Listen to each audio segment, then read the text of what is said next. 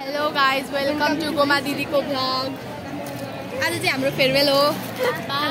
यता सबैजना आज तिमीहरूको चाहिँ 12 को बिदाई हुँदैछ। कस्तो लाग्दैछ तिमीहरूलाई? एकदम रोमान्स भइसक्यो। दुःख लागेर आँसु पनि आएर साह्रै दुःख लागिरहेछ। म रुन मात्रै आँसु मात्रै आएको छैन। नरौ ल। तपाईले भनेर म नरुने। अनि कलेज छोडेर जाने बेला कस्तो भइरहेछ त? कस्तो दुःख लागिरहेछ। शरीरले पढाएको मिस गरिराखेका छौ। छैन ए रुमालले यसरी आँसु पुस्दैछौँ गुमा दिदीलाई। रोटी खाँदै आँसु निकाल्दै। कोमल बसिहाल त बाई बाई। तिमीहरू 12 बाट तिमीहरूलाई बिदाई हुँदैछ शिक्षा दिपबाट। कस्तो लाग्दैछ? राम्रो लागिरहेछ। अब थोरै मिस गर्छु। अब धेरै त होइन। धेरै मिस गर्दैनौ? हामीहरूको याद आउँदैन? तपाईहरुको याद आउँछ त थोरै तपाईहरु पर्नुहुन्छ क्या। आन्टी यता क्या। अनि तिमीहरूलाई कस्तो लाग्दैछ? आज बिदाई हुँदैछौ। अब बिदाई खाना चाहिँ राम्रो लागिरह्यो भन्थ्यो। हाम्रा छोरीहरू खाँदैछन् आजबाट। अब बिदाई कार्यक्रम भएको छ। कस्तो लाग्दैछ तिमीहरूलाई? एकदम नराम्रो लाग्यो तर खाना एकदम मिठो छ। शिक्षा पाउनु होला भाइ बहिनीहरू। आन्टी मलाई सोध्नु न। ए म खतरा भन्छु भनेको। एकदमै मिठो छ। कस्तो लाग्दैछ तिमीहरूलाई? खुसी लाग्दैछ। अनि अब आउने भाइ बहिनीहरूलाई के भन्न चाहन्छौ? राम्ररी पढ्नु, साइन्स गाह्रो छ। त्यही हो।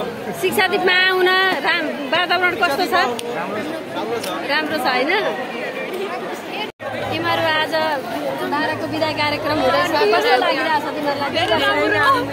हामी त यस्तो लक्की फिल गर्छौँ कि हामी शिक्षा दिपको स्टुडेन्ट। खाना पनि दियो यति धेरै।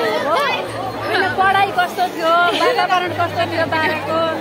एकदम शिक्षा दिपमा हामीहरूलाई धेरै राम्रो लाग्यो। राम्रो लाग्यो। मिठो छ है खाना? कति राम्रा भएर आएका छन्। आज अन्तिम दिन भनेर होला।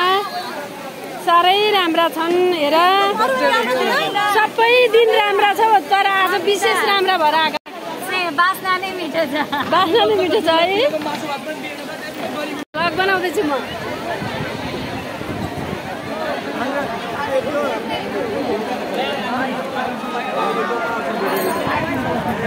प्लेट लिएर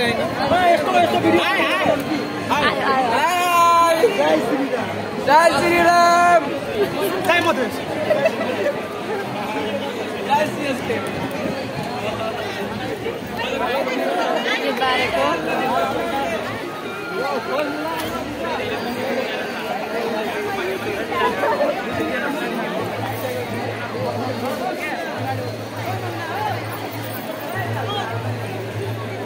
एसएलसीमा शिक्षा दिनमा आएको विद्यार्थीले जसले